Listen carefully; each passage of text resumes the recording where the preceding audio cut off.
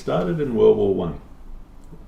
So in World War One and in World War Two, unfortunately a lot of great, brave young men and women went to fight for their countries, and when they came home due to ailments, due to limbs missing and due to trauma, they didn't want to or could not go back to doing what they used to do.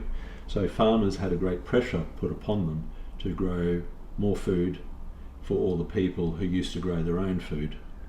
And as time went on, the governments obviously asked the farmers to start doing more, and the pressure was on them. So then through the FDA and governments, they started making GMO, modified foods. And then you might think, well, what's wrong with modified foods? They must have done it, obviously, to what we think it's to create bigger yields. Bigger yields feeds more people, and everything's fine.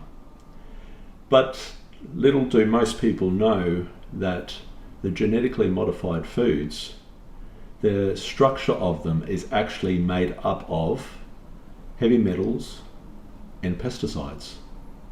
And you might think, why the heck would our new food, including wheat and fruits and vegetables, be modified to hold heavy metals and chemicals as pesticides in it? The reason is because of the cost of demand and so much money being involved in food these days. They don't want any bugs attacking those crops, so they heavily pesticide them. And wheat, especially in Australia, wheat is sprayed just before harvest, kill all the wheat at once.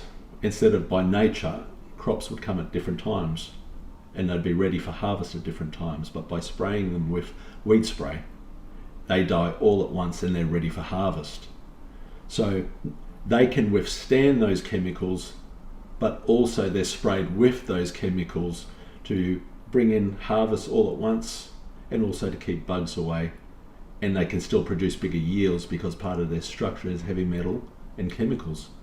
And those glyphosates and those heavy metals are so heavily in our food these days that when you ingest them, it's an antibiotic.